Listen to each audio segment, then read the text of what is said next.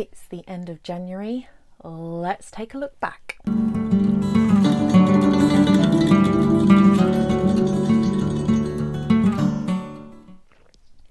Hi guys, welcome back to my wonderland. My name is Donna, and on this channel we do home crafting, decluttering and home fragrance. I nearly forgot what I did there. And today we are doing something a little different that is going to be coming to the channel on the regular. This is definitely part of it. Today we are going to be taking a look back at the goals that I set at the beginning of the year. So there was a video that went up, I'll link it here, where I took down my Christmas tree and everything, and I gave you a rundown of what my goals for the year were. Well, today I wanted to look back over it, because the thing with goals is I think a lot of people will set goals at the beginning of the new year with all these good intentions, and then they write them down, you know, like I have done here, in a book, and then that book goes in a cupboard or in a drawer, or you know, you move on to the next page, and all of a sudden nothing happens. Absolutely nothing happens. Those goals aren't met. They're not even thought about again until December the 31st rolls around, and we're thinking, oh my goodness, what about my goals for last year? What am I going to do this year? And you start the cycle all over again. So part of what I am planning on doing is actually reviewing my goals once a month to check in where I am on that timeline of completing them, whether I'm on track, whether I'm off track. And I thought I would do that with you guys. So if that is something you are interested in, then do hit that subscribe button and notification bell. And once a month I will do these check-ins on a Tuesday, my Tuesday check-in, and that will happen once a month. So I do tend to, if you are new here, let me tell you a little bit about how we run this channel. Tuesdays are usually reserved for decluttering, stroke vlogs, and that kind of thing. And then on Thursdays I do a home fragrance video. So I am an independent Scentsy consultant, and I bring you Scentsy news on a Thursday. And then on a Sunday I am a crafty person. I love to be creative, so I do a creative crafting video. Very heavily focused on crochet of late. Not intentional, but more so because I was avoiding using my sewing machine, because I set myself a task and I feel like it's too big for me, so I'm just procrastinating. But in that procrastination I've shared a lot of crochet stuff which I've really been enjoying, so that's not so bad. So if any of that interests you, then please do consider subscribing to the channel. So I hope that there's a little bit of something for everybody there, and that you will enjoy it. If there is anything that you want to see from me, then please do let me know. I am happy to take all suggestions. But today is slightly different because, like I say, I want to go over my goals and just check in. And I want you to be able to use this as a check-in for you as well if you set goals. Now, before I jump into the goals, I wanted to talk to you about something that kind of came up for me in this month, where I was sat there thinking about it, and I've kind of made a big decision when it comes to goals, setting them, and how I kind of move forward with them. And it came to me through a couple of different avenues, which is why it sort of stuck with me and made me sit with it for a bit. And that is this idea that, you know, for me, like many people, my mood gets very low in the winter months. Just the darkness, we're very lucky that the sun is out today, but the darkness, the nights drawing in, the cold. I don't do well in the cold. I've actually got my dressing gown over my lap. I was wearing it before this video but I've got it laying over my lap because it is so cold in this room. It just affects my mood, and I know it does. But when you look at nature, the seasons ebb and flow, and when you look at that, I don't actually understand who decided that setting New Year's resolutions was a great thing to do in the depths of winter. I just don't know who decided that that was a clever idea. So winter is December, January, February. Spring is March, April, May. Summer is June, July, August. And autumn is September, October, November, if you are in the UK. That is how our seasons run. And it boggles my mind that we try to set ourselves up for success in the middle of winter, when it is dark and cold and nobody wants to go anywhere, and our motivation is probably at an all-time low. Now, I think we do get that little bit of a boost, Happy New Year and all of that, and we get that, and that first week is like, yes, yes, yes. But I think, you know, winter is still here and it can come crashing down, and I feel like that is all part of it. So my decision is that I am no longer going to set New Year's goals and resolutions. I'm not going to set myself up in December/January for the year. I'm going to start running my years from March to February. That is what I'm going to look at. And when you think about it, I mean, as a business person, the tax year is April to April, isn't it? So it kind of makes sense. I'm going to start doing that. So although I've got my goals set here, I'm actually going to review them in March and intentionally reset them in March. And I might change some. Obviously, I'll have 3 months of this year to sort of look back on and see whether they are goals that I'm going to hit, or if I'm on track and things like that. So I'll have some idea, but I'm giving myself an extra 3 months. So I will set them in March to be done by the following February. With the knowledge that in December, January and February, I tend to sort of go inwards. I tend not to want to go out very much. I tend to not want to be very extrovert.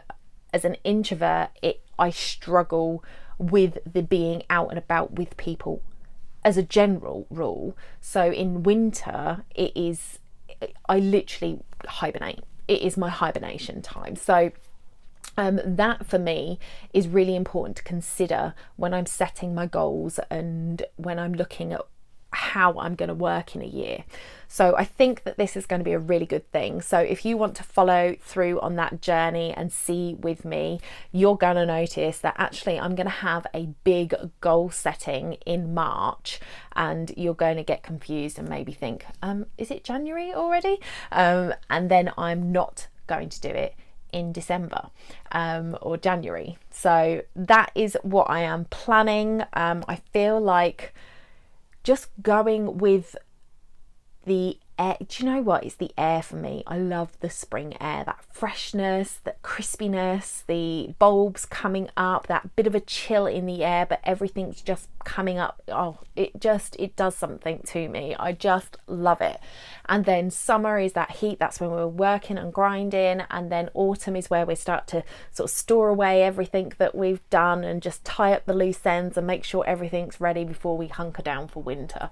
So that is kind of how I'm going to try and live my life for this next 15 months. So I'm going to start again in March and look at following the seasons and see how that affects me, and see if that actually helps with my motivation, with my energy and everything else. So follow along if you want to see how that goes, and if you're going to do it with me, let me know in the comments below. So on to the goals that I set at the beginning of the year.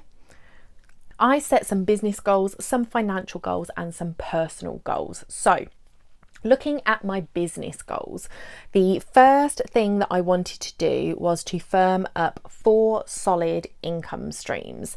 Now I have got one income stream that is kind of a regular income stream for me.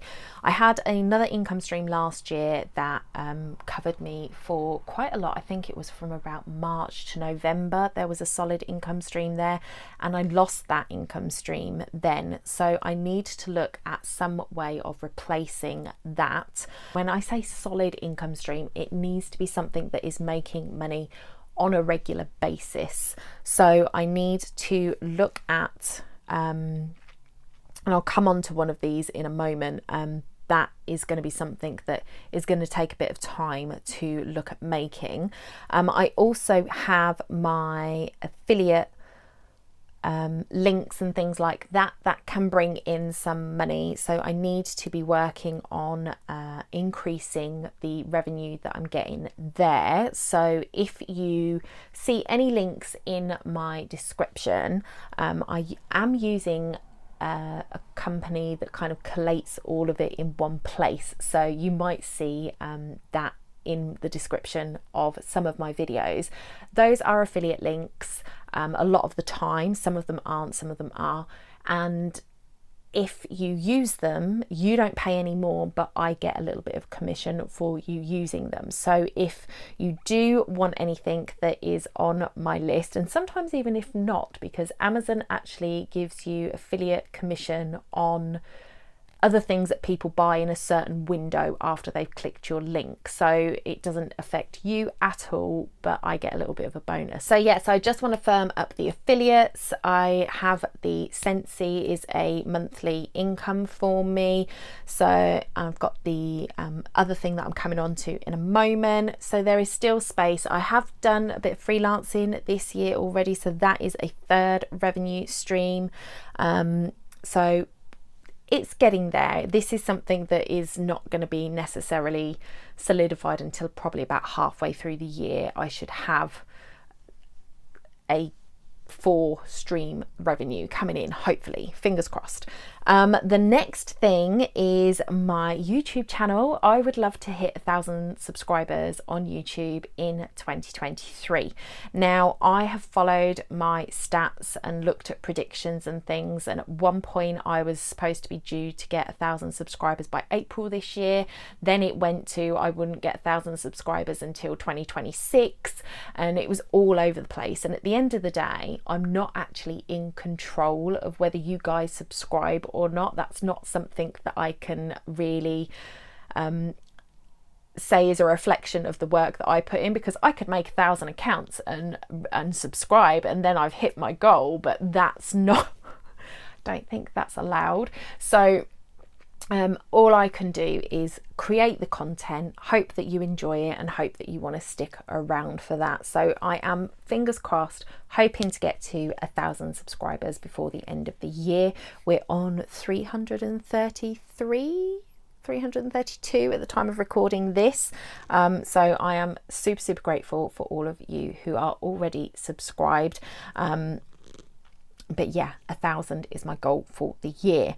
The third thing is one of these income streams. It is launching a course. So I have 2 courses that I want to launch this year. One is a relaunch, and that is my podcasting, Start Your Podcast from Scratch course. I have been podcasting for nearly 3 years now and I absolutely love it. And in my network, I've had some people reach out and ask me, how do you do it? You know, can you teach me? So I bought out a little sort of workshop around that, and I'm extending it and making it a more solid, cohesive course. And that is going to be launching at the end of February, which I'm really excited about. So if you are interested in podcasting, there will be a link in the description below that you can click to go and get on the wait list for the calls that I'm going to do. 3 live calls that are going to talk about whether a podcast is right for you, and you can come and join one of those if you like. Now, podcasting to me is just a great way of reaching out to people. So whether you do it because you want to share a hobby, whether you do it because you want to reach people for your business, there is room for everybody in podcasting when it comes to that. So the other thing I want to do is increase my podcast listenership. So that is something that I focus on every year, is to do more than I did the year before. My podcast is called The Wedding Procast UK. It is for UK wedding professionals, and it helps them to grow and streamline their business. So for me, not necessarily going to be relevant to my YouTube listeners, but if you know anybody who is a wedding vendor, then I will leave a link to my podcast in the description, and you can go over and take a listen, share it with a friend if you think that it would be useful for them. So that is my business goals for the year. Now, my financial goals was to generate a salary, and I have got some figures around that. I'm not going to share those with you at the moment, but I want to generate a salary for myself. So first couple of years of business is always kind of, you don't make any money at all, you break even, you make a tiny bit of profit. That is a general way of business. There are lots of people out there that go from 0 to 100 in less than 60 seconds and don't have that issue, but a majority of businesses, it is a slow growth process. So this year I would like to get to a point at some point in this year, and it could be that it is not until February next year, because that's going to be my new December, that I can draw a salary. That is my goal. The other thing I want to do is create a 1k emergency fund. I would love to have a bigger emergency fund, but I think £1,000 is a sensible starting point. So I want to do that. I want to add to my savings and my pension, because I haven't done that for a couple of years because I've been starting the building. So I want to start to do that on a more regular basis. So those are my financial goals for the year. Then the personal goals, one of them is to drink more water. No, I didn't actually write that down. However, I have noticed that my water consumption in the winter goes absolutely through the floor. And for the first time ever, I really noticed the difference in my skin. So I was drinking water like I was a fish.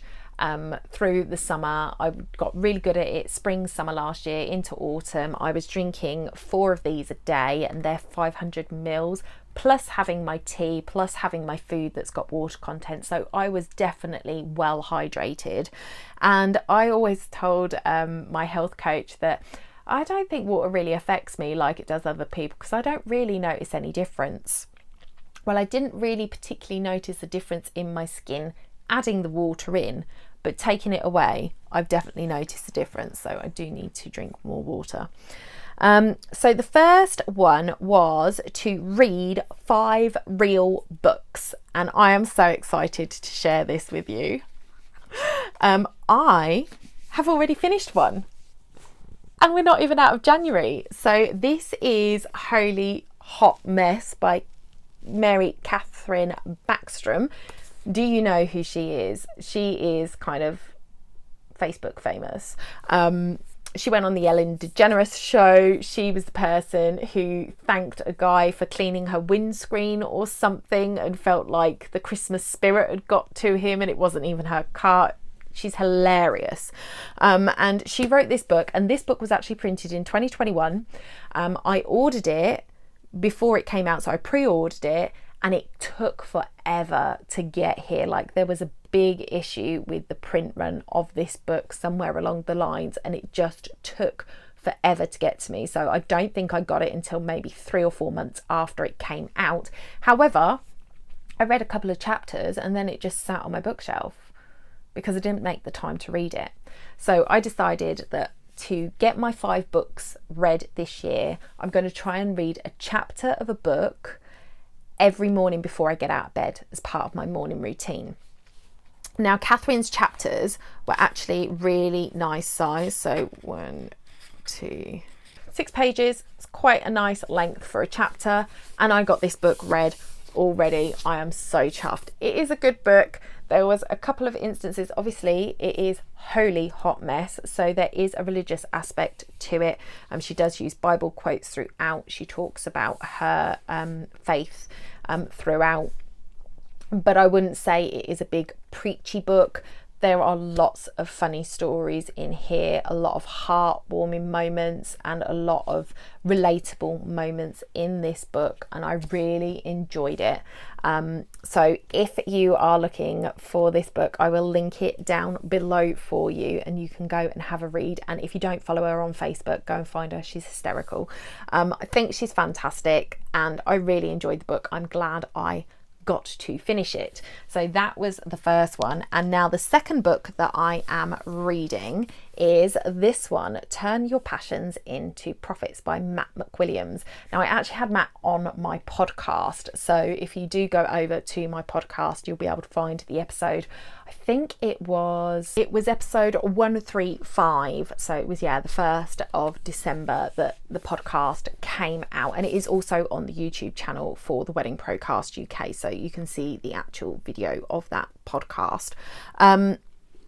He wrote this book. I read some of it before I interviewed him. I got a online copy. I find it really difficult to read books online, so I am now going through this myself.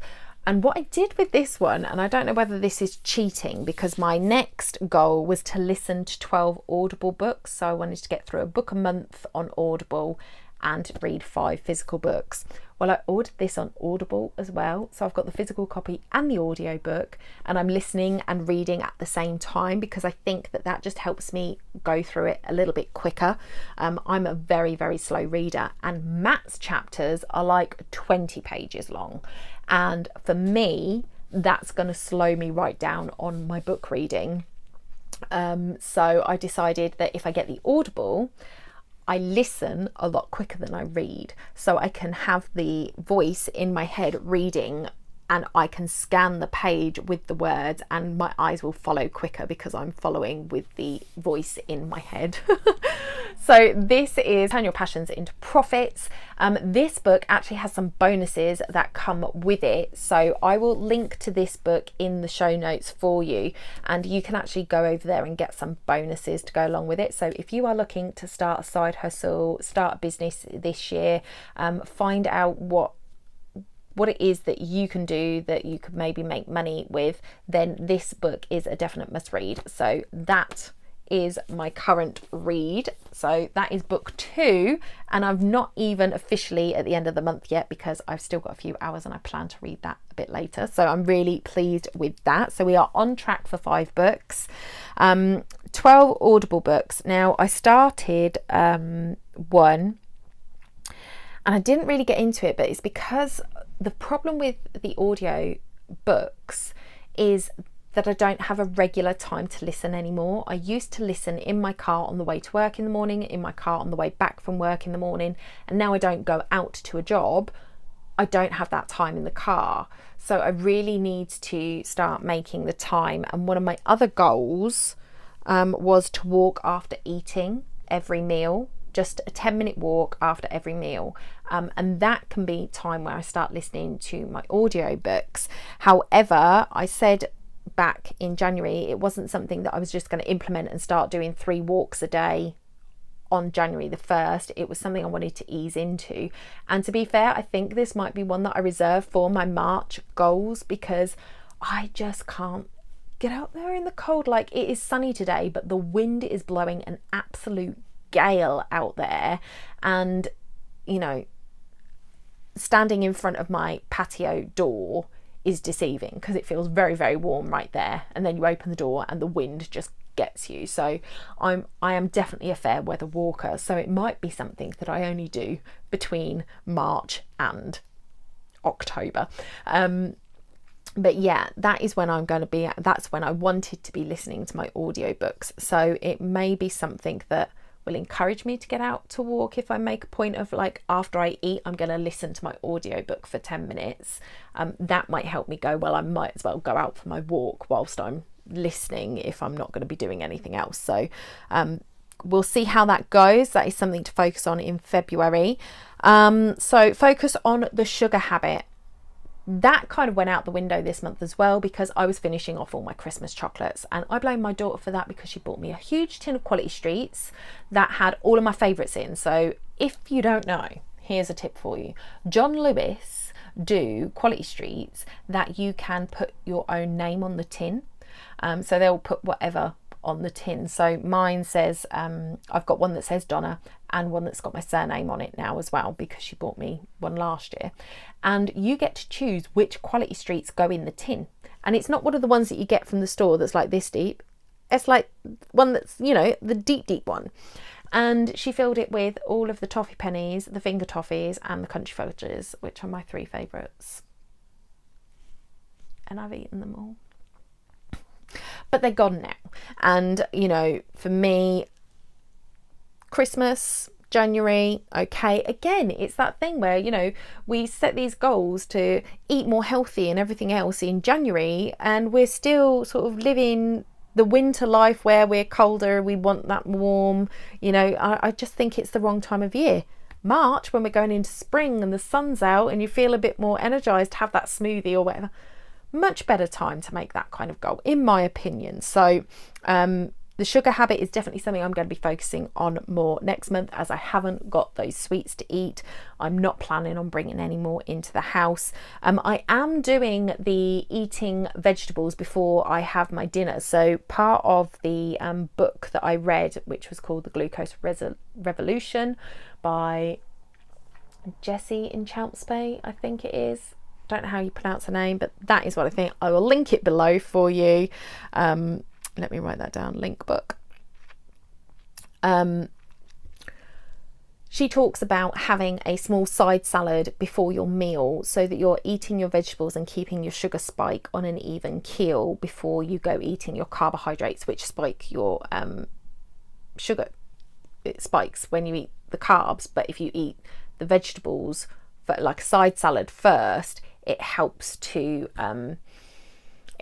protect you against the spike from the refined carbohydrates, I think it would be. It's like your pastas and your rice and your potatoes and things like that. So having your root vegetables and then having those carbs at the end of your meal, just eating it in a different way. So I have been focused on doing that. I've done quite well. I don't do it with my breakfast, but I do it with my lunch and my dinner, so that is quite good.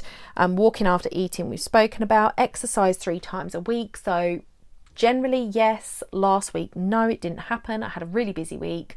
I had an appointment on the Tuesday morning when I normally do maths, so didn't do that, and then I was really busy on the Wednesday evening, so couldn't do piloxing. So I didn't do it last week, but other than that, I have been doing my 3 times a week. Adding dance back in weekly has not happened yet, but again, I think this is something that I need to start in March, because again, it's leaving the house when it's dark. I'm just not here for it. So that is probably one that I'm going to push to the March to start the year. Go abroad, still on my to-do list. I would really like to go, probably looking at sort of late October, early November, depending on the temperature in the place that we want to go. So that's something that I want to look at, and have 2 weekends away in the UK, which again is still on the plans. Still plenty of time to get those done. So that was quite a long video, guys. I'm really sorry. I hope you enjoyed it. I hope it made you think about your goals and what you might be doing. Don't forget, all of the links will be in the description below for everything I've spoken about. And I hope that you have a fantastic February. Can you believe it is February tomorrow already? Insanity. I will be back on Thursday with a scent and warmer of the month video for Scentsy. So if you want to see what February's scent and warmer of the month is, come back then. And I will be back on Sunday with another crochet video for that beginner's crochet course that I am doing. So if you want to join in on that, you can go to this playlist, which will give you the lessons so far, and then come and join us on Sunday for that. I actually do the Sunday ones as a premiere, so that I can be in the chat with you, talking you through, answering any questions you've got about the course so far. So that is it for today, guys. Thank you so much for watching, and I will see you in the next one.